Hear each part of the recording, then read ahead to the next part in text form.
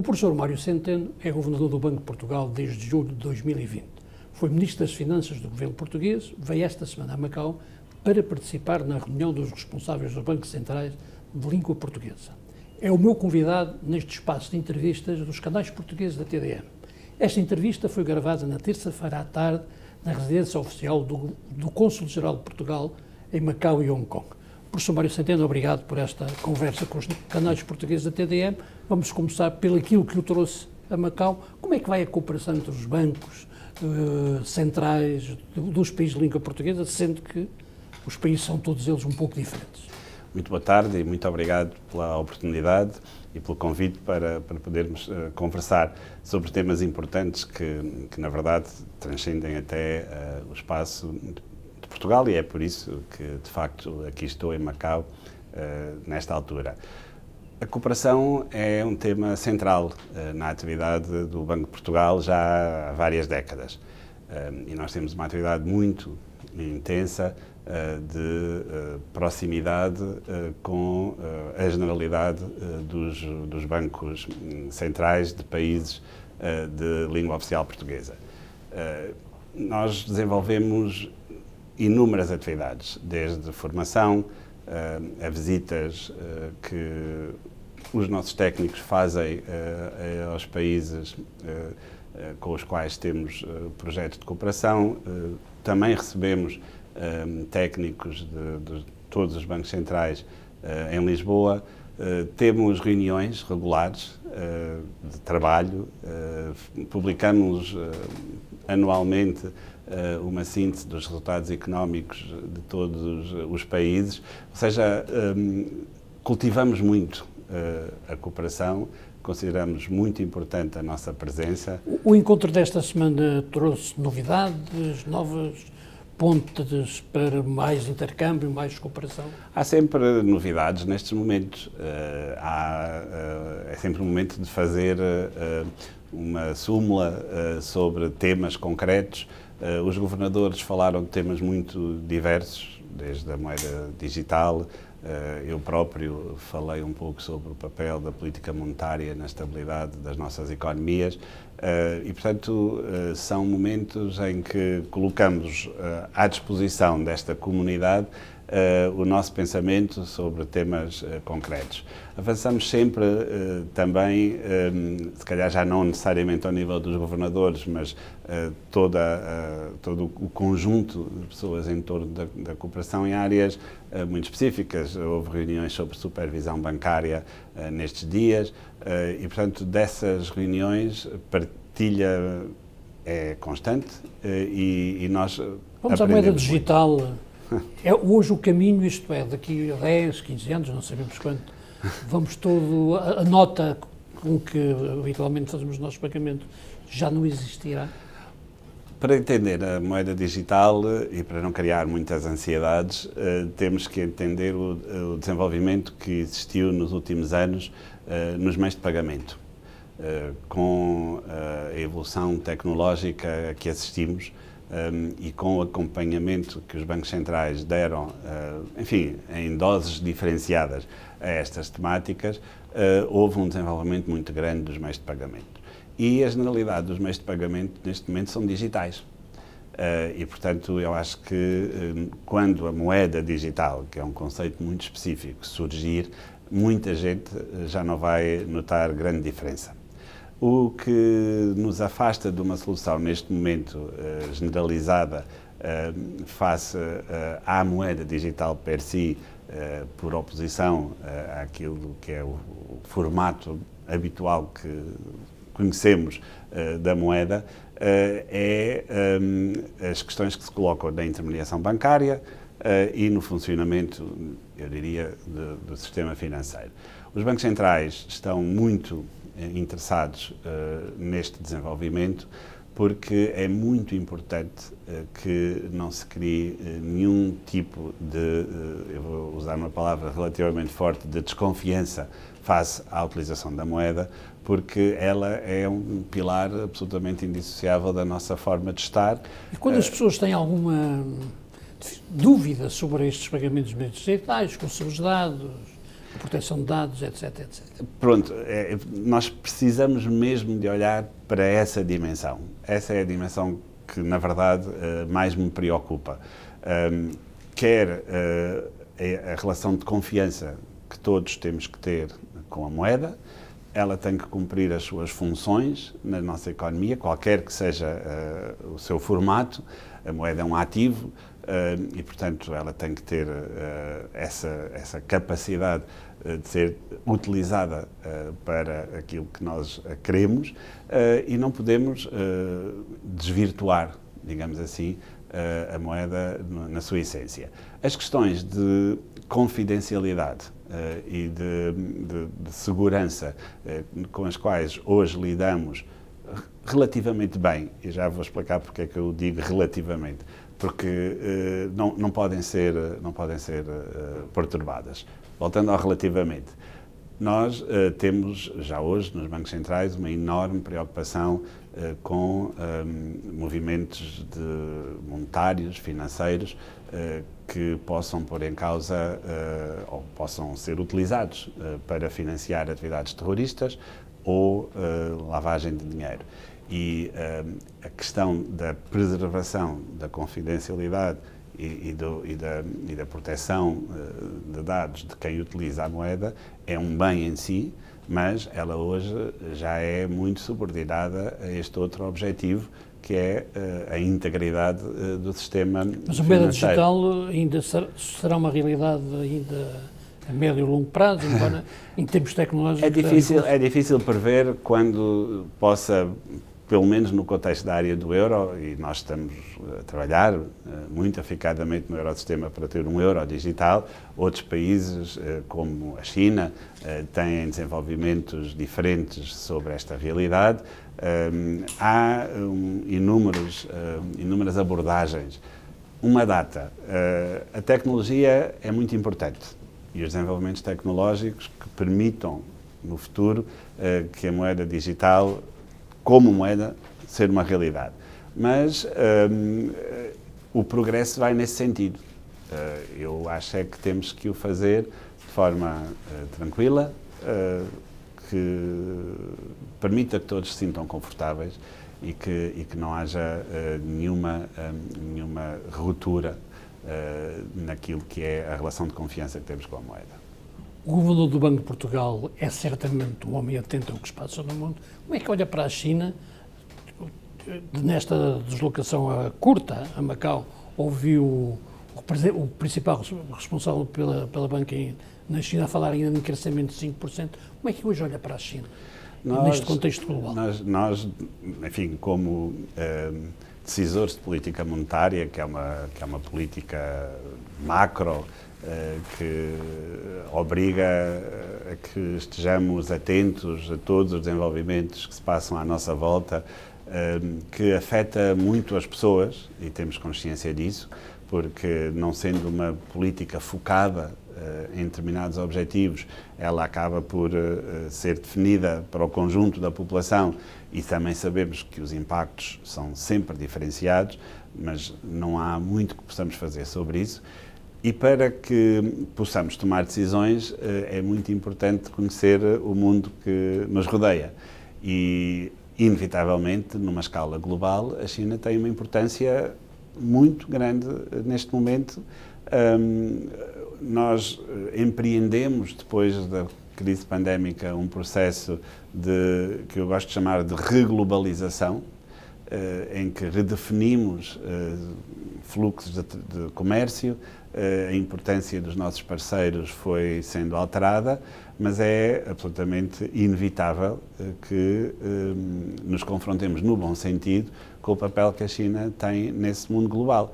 E, enfim, nós não temos tido crescimentos económicos na China como o período pré-pandémico era caracterizado. O senhor presidente do Banco Popular da China, de facto, fez uma apresentação muito detalhada sobre os últimos desenvolvimentos económicos na China e aquilo que se espera no futuro próximo. São sinais que nós temos que ler. que temos que adotar. Com a China cada vez mais longe da Europa, como diz Draghi? Eu não vou comentar assim frases curtas, mas a minha opinião é que a presença da China numa escala global é, como eu disse há pouco, inevitável. Ela tem sempre, dada a condição económica da China, um papel importante na evolução dos preços a nível global, porque o modelo de desenvolvimento da China é um modelo aberto para o exterior, de exportação, e para que se compita qualquer país, incluindo a China, num mercado global muito competitivo, o preço é essencial. E, portanto, os sinais que nós podemos esperar desta reglobalização face à situação concreta que vivemos hoje é de sentido deflacionário, ou seja, nós vamos seguramente ter um efeito de redução da inflação à medida que vamos concretizando e completando este processo de reajustamento dos fluxos globais de comércio. E aquilo que desejamos é que isto seja feito com as grandes jurisdições económicas, monetárias e financeiras mundiais com trajetórias equilibradas. Nisso, posso puxar aqui um pouco a brasa à sardinha da área do euro, só para usar uma expressão muito portuguesa, para lhe dizer que a minha visão é que a área do euro tem sido um grande pilar dessa estabilidade. Não houve receios financeiros, de fragmentação financeira na área do euro ao longo destes últimos anos. Pela primeira vez num contexto de crise, aliás, isso não aconteceu, deve-se muito, enfim, à história recente da área do euro, quer em termos institucionais, quer em termos dos seus próprios resultados económicos. Obviamente precisamos de mais na Europa e precisamos de mais Europa, portanto, se calhar a frase do presidente Draghi pode vir um pouco mais por aqui, não é tanto faça outras jurisdições, mas precisamos de mais Europa. Há tanto dinheiro na Europa para fazer os investimentos que este relatório... Há muito dinheiro na Europa, a Europa tem poupanças muito elevadas, aliás é das zonas económicas do mundo com mais poupanças. Nós temos também novas experiências na Europa que precisamos de capitalizar, desde logo o Next Generation EU, que foi uma experiência muito positiva de maior integração na Europa, de solidariedade. Se nós fizermos uma conta muito rápida, os investimentos que o relatório Draghi apontam para a Europa, naquilo que é a sua componente pública, representam menos, um montante inferior do que aquilo que nós devotamos ao Next Generation EU. Como eu costumo dizer, nestes casos, convém não olhar para isto com muita ansiedade, porque nós já lá estivemos e, portanto, sabemos como devemos fazer. E, portanto, eu diria quase que, desse ponto de vista, e agora sendo mesmo muito simplista, se nós abraçarmos aquele relatório e tomarmos, pelo menos, o seu espírito para o contexto europeu, o que temos para fazer não é muito diferente daquilo que já fizemos. E é preciso encontrar as origens do investimento na Europa, porque não há crescimento económico, não há aumento da produtividade sem dois fatores essenciais: novo capital físico, novo investimento e novas qualificações, ou, se quiser, de outra maneira, que o fator trabalho seja usado de forma mais eficaz nas nossas economias. E na Europa nós temos neste momento condições de fazer estas duas dimensões, assim queiramos, porque, por um lado, pela primeira vez em muitos anos, a Europa hoje tem um dinamismo em termos de mobilidade e migratórios que não tinha há 1 ou 2 décadas atrás.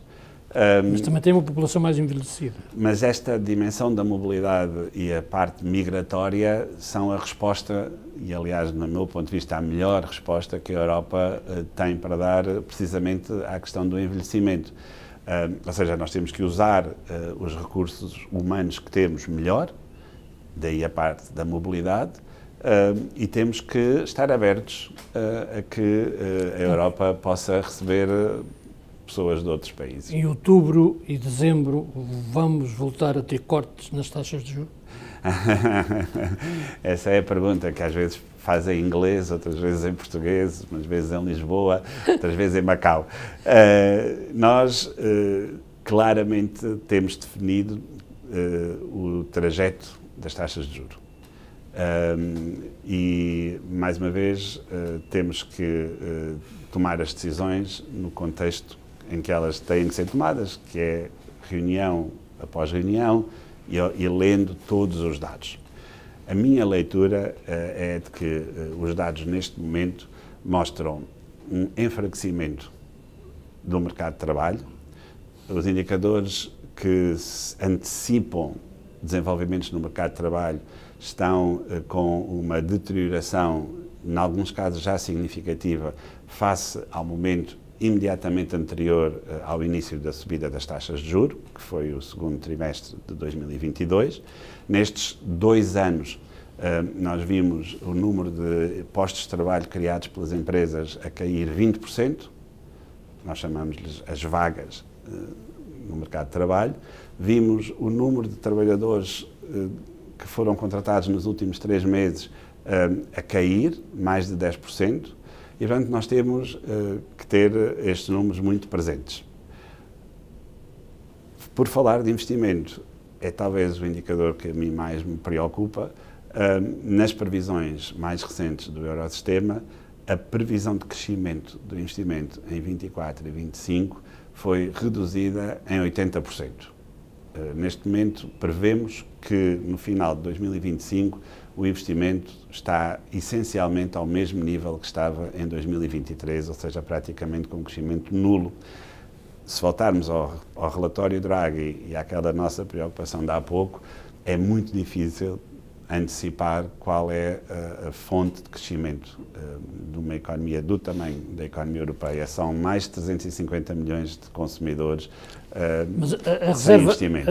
A Reserva Norte-Americana já fez uma descida, já anunciou duas descidas até ao fim do ano, já deu o crescimento de 2% em 24 e o crescimento de 2% em 25, 2,3% inflação, 2,1% inflação nos próximos tempos.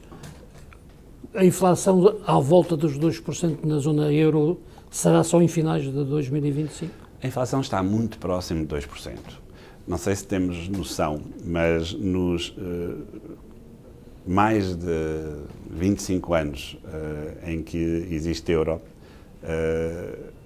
a inflação só foi 2%, exatamente 2%, em 5% dos meses, ou seja, em 17 vezes. Ou seja, nós não queremos, não podemos desejar que a inflação seja 2,0%. A inflação está muito próximo de 2%. Está a convergir claramente para 2%. Temos que garantir que ela não vai abaixo de 2%. Por isso precisamos que o mercado de trabalho e que a economia europeia, em algum momento, deem sinais mais robustos e concretos de recuperação. E é essa a grande preocupação que eu tenho neste momento. Ou seja, nós estamos a convergir, os números mostram uma proximidade a 2% muito grande. Claro que a taxa... Isso aconselha que as taxas continuem a descer. Mas esse é o caminho que vamos fazer. Eu só não lhe respondi e não vou responder à pergunta se é em outubro e dezembro ou se, em que combinação de meses é que vai ser. Nos próximos tempos, o consumo, portanto, com a inflação mais baixa, as famílias vão ter mais dinheiro e, portanto, provavelmente podem aumentar o consumo. O crescimento vai ter que se fazer pelo aumento do consumo. A previsão que temos no Eurosistema vai nesse sentido.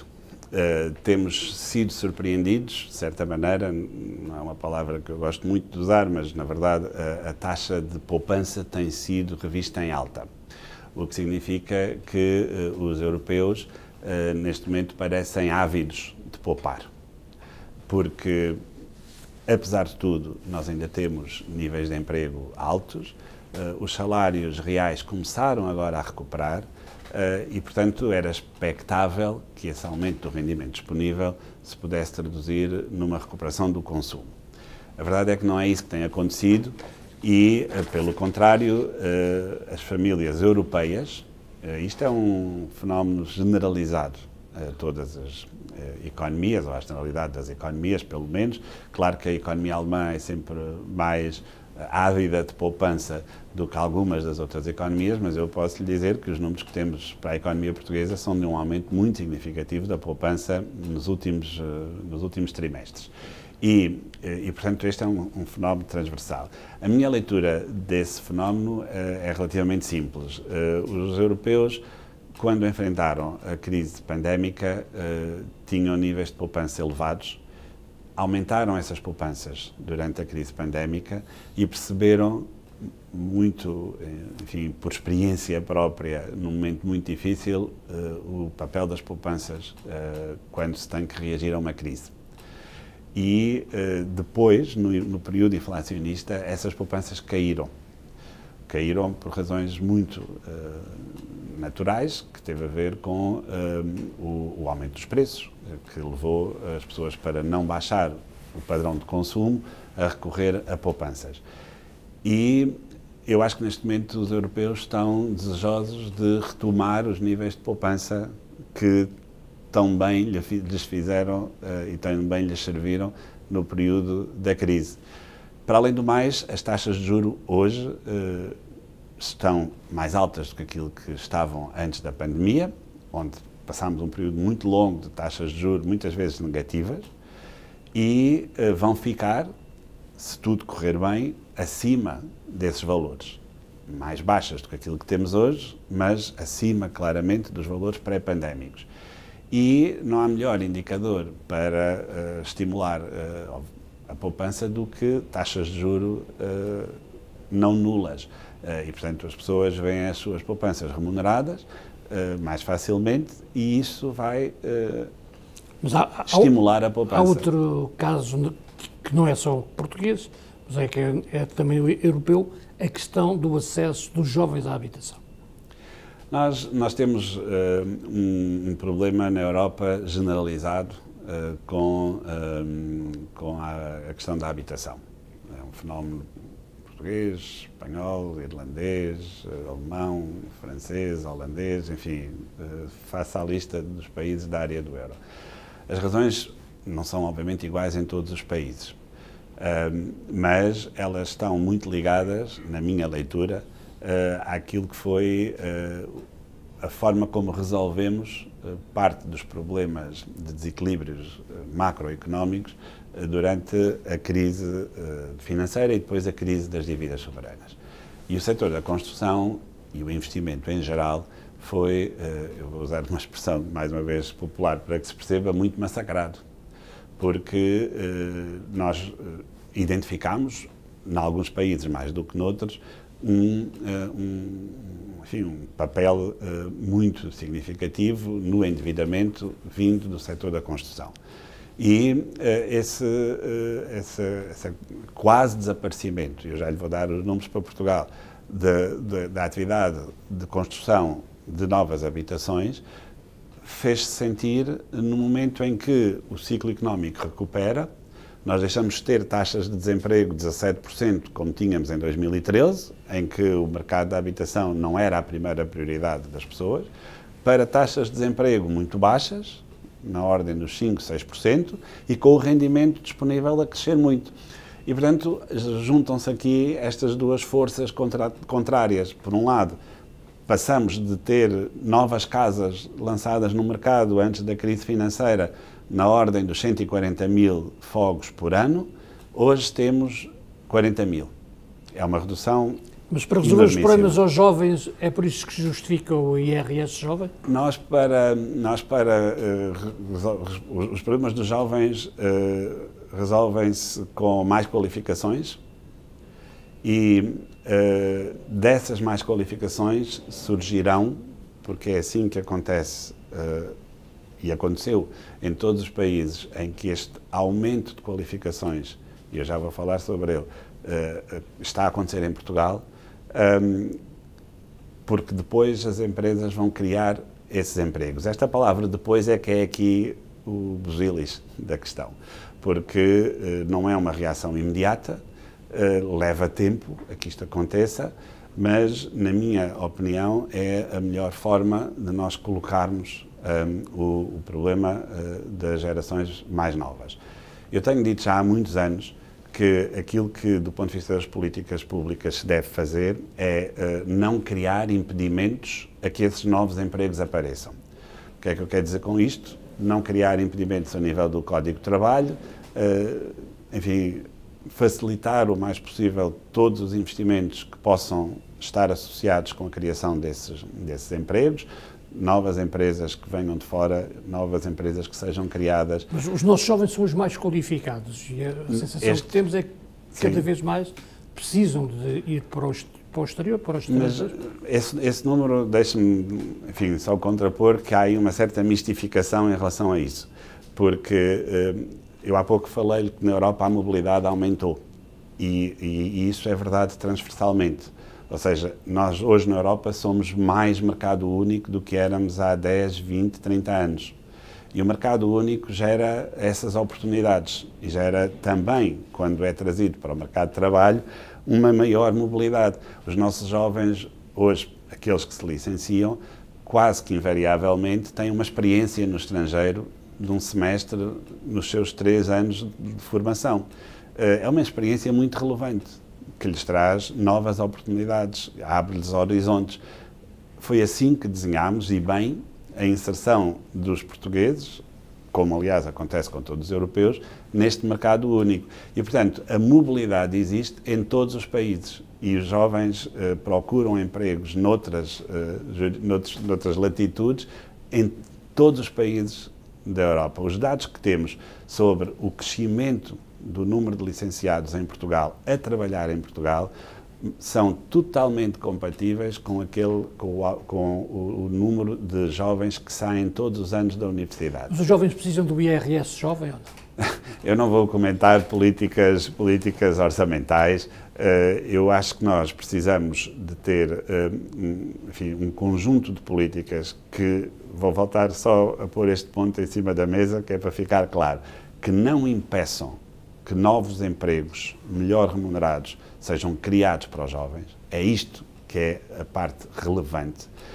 A dimensão fiscal é para o conjunto da sociedade, não é apenas para os jovens. O Orçamento de Estado não é financiado apenas com os impostos que este grupo etário ou esta classe profissional pagam, são o conjunto dos impostos. E é aí que a decisão deve ser tomada. Eu gostaria mesmo que respeitássemos, desse ponto de vista,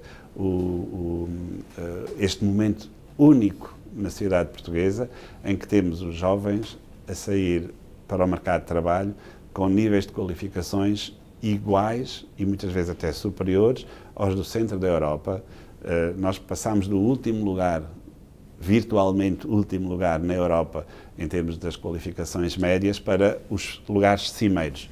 Mas não aprovar o orçamento, ou o orçamento não ser aprovado, será um desastre? Eu bem sei que estou em Macau, pode parecer que não estou a falar sobre Portugal, mas a dimensão política da discussão do orçamento está a decorrer, não compete ao Governador do Banco de Portugal falar sobre isso. Eu, em julho, tive a oportunidade de referir que nós quase que nos damos ao trabalho, mais uma vez de forma aqui simplista, de fazer orçamentos todos os anos, porque é essa a cadência normal que temos para gerir a dimensão orçamental nas nossas economias, e esse é o objetivo que todos devem prosseguir, dentro de um contexto que não posso deixar de exprimir, de necessidade de ele ser equilibrado, no sentido financeiro do termo, de fazer o mais possível a continuidade face àquilo que foi o bom momento orçamental. Na perspectiva do país, Portugal tem. A não aprovação pode representar em termos do futuro? Nós não... O país pode viver com Sim, déficits. eu não sou muito dado a dramatismos e, portanto, eu acho que nós temos que pesar os prós e contras de ter um orçamento, de ter este orçamento ou outro orçamento, de estar em duodécimos, de não estar. Nós precisamos de olhar para o lado qualitativo das políticas. Por isso é que eu há pouco lhe dizia que para os jovens o mais importante é que as políticas não ponham barreiras à criação de emprego. É a parte qualitativa que interessa nas políticas neste momento, porque felizmente Portugal ganhou um estatuto na Europa que não tinha. Nós passámos muito tempo a infringir as regras europeias, não queremos seguramente voltar a fazê-lo e não temos razão nenhuma para o fazer, mas para isso precisamos, lá está, que estes instrumentos de política sejam consequentes com esse desiderato. Que balanço é que faz do tempo em que é governador do Banco de Portugal? Tem sido um tempo muito positivo no sentido daquilo que é a resiliência e a robustez do sistema bancário e do sistema financeiro em Portugal. Nós temos neste momento, e isso não é resultado da minha atuação enquanto governador do Banco de Portugal per si, mas foi consolidado ao longo destes anos. Nós temos neste momento um sistema financeiro que, no seu conjunto, na dimensão bancária, está no topo da avaliação que as autoridades europeias bancárias fazem dos sistemas bancários nacionais. Estamos no topo, no grupo dos 5 melhor classificados, no seu conjunto. Temos o banco que teve melhores resultados no teste de stress financeiro das autoridades bancárias europeias.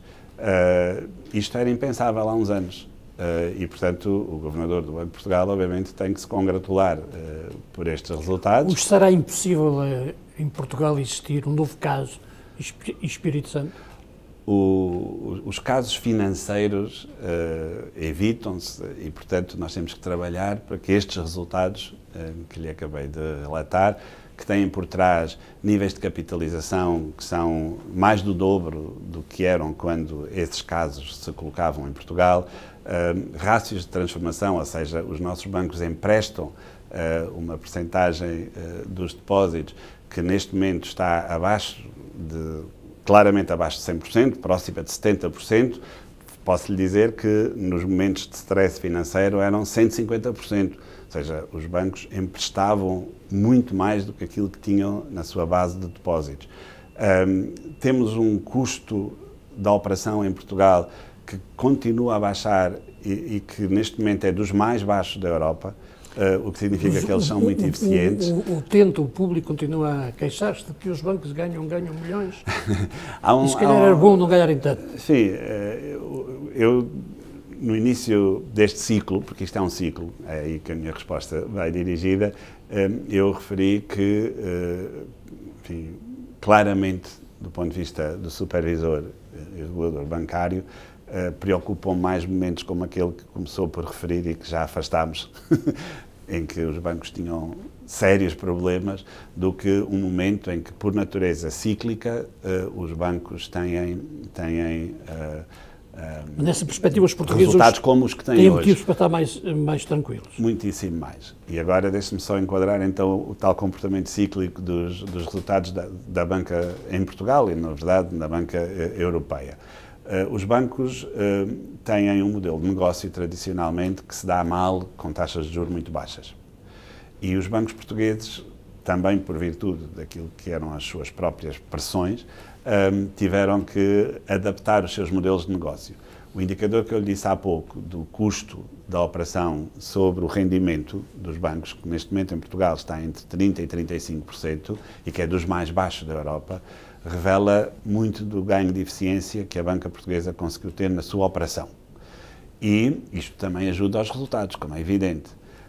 Mas a maior parte deste resultado tem muito a ver com as margens financeiras e essas estão muito associadas à taxa de juros. O que é que eu quero dizer? Quando a taxa de juros é muito baixa, a margem dos bancos é muito baixa. Quando a taxa de juros sobe, a margem dos bancos sobe. Ainda assim, em Portugal, nós nunca tivemos, por exemplo, depósitos com taxas de juros negativas, e em alguns países da Europa tivemos. Neste momento, o que eu peço sempre aos bancos é para refletir na evolução das taxas de juros dos depósitos, aquilo que é a evolução da taxa de juros àquele... Portanto, os bancos não ganham dinheiro a mais? Os bancos, neste momento, estão transitoriamente a ganhar mais dinheiro do que ganharam no passado, e eu espero... E andaram a fazer cartel, como esta semana. Isso os tribunais julgarão, e se fizeram, e se é esse o resultado, não o deveriam ter feito, mas eu não me vou pronunciar mais do que isto, porque há uma lógica de responsabilidade social que eu estou sempre, não sei se já me seguiu noutras alturas, vou repetir agora essa ideia, a impor na noção financeira. E calha muito bem com a história da confiança de que falámos há pouco sobre a moeda e sobre a moeda digital. A atividade bancária é uma atividade de confiança. E nós precisamos que a confiança no sistema financeiro seja muito forte para que as pessoas se disponham a colocar as suas poupanças à guarda dos bancos. Isto não é uma prerrogativa para os bancos, é uma enorme responsabilidade social que os bancos têm, enorme.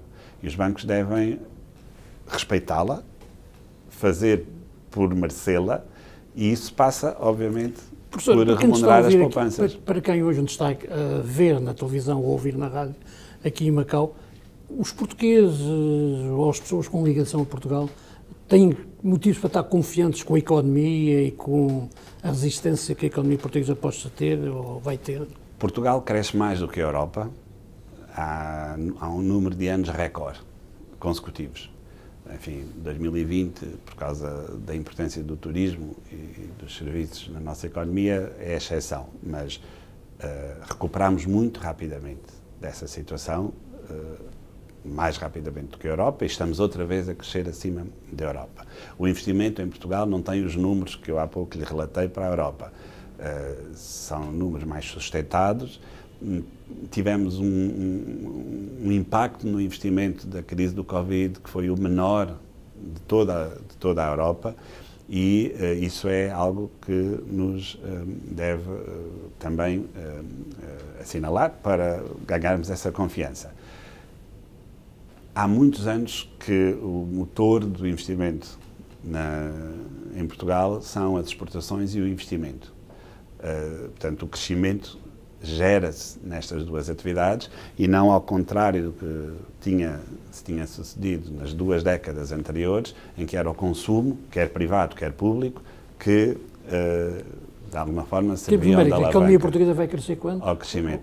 Nós vamos publicar previsões dentro de muito pouco tempo, portanto, eu posso lhe dizer o número que tínhamos em junho. Tínhamos um número que podemos colocar até no horizonte de previsão que tínhamos em 2% e ligeiramente acima.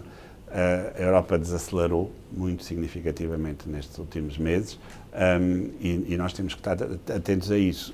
As condições de crescimento em Portugal continuam a existir. Eu sei que estamos a acabar o nosso tempo, mas são duas. Já falámos delas, portanto é muito fácil resumir.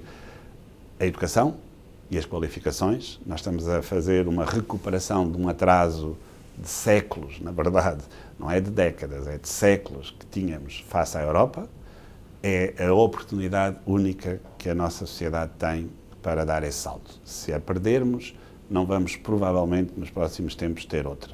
Qualificações. A segunda é a estabilidade financeira, porque sem estabilidade financeira, sem um sistema bancário como aquele, com os números que eu há pouco lhe referi, não há crescimento económico. E a Europa vai sair também desta crise que existe? Nós não estamos em crise. O cenário que temos na Europa não é de crise, não é de recessão económica, stricto sensu. A Europa tem que acreditar em si mesma, tem que acreditar que a reação que teve a esta última crise, às duas, na verdade, à pandémica e depois à inflacionista, se colocarmos a palavra crise nesse contexto, parece-me adequado, foi muito de grande qualidade, e nós devemos alavancar nessa dinâmica, acreditar em nós e investir. E o mundo será igual depois de novembro com Trump ou com Kamala?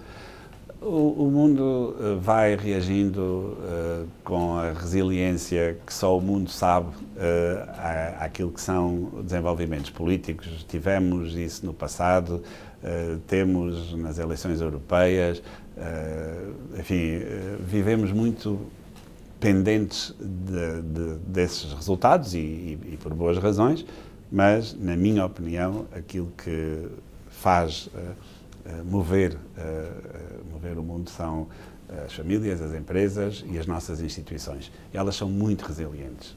Mário Centeno, no segundo mandato do governador do banco, é esse a principal aposta? As instituições acima de tudo. E, portanto, temos que respeitar as instituições, temos que respeitar o tempo das instituições, temos que ser suficientemente fortes, qualquer que seja o resultado nas eleições dos Estados Unidos, em França, da Alemanha, em Portugal, para que elas sejam o fator. Mas gostava de fazer um segundo mandato? Eu já referi isso e é evidente que eu, neste momento, sou governador do Banco de Portugal, posso ter um segundo mandato e é para isso que estou a trabalhar. Mas um segundo mandato impedirá ou não uma candidatura ao Belém? Porque o seu nome é um dos nomes, aliás, não só para esse nome, eu esta semana li uma entrevista do Expresso do atual vice-presidente do BCE, que vai ser em 2026, o seu nome foi também apontado. Eu não sei o que lhe responda, porque o foco que eu tenho é no trabalho que eu faço no Banco de Portugal, foi isso que me trouxe a Macau, é isso que para o mês que me vem me vai levar aos Estados Unidos e à Eslovénia para tomar decisões sobre as taxas de juros. Vamos seguir nesse caminho e se calhar ainda temos a oportunidade de falar sobre isso. Mas a presidência seria... Não está naquilo que são as cogitações que eu tenho no dia-a-dia neste momento. Professor Mário Centeno, obrigadíssimo. Obrigado. A entrevista com o governador do Banco de Portugal está também disponível nas páginas digitais da TDA.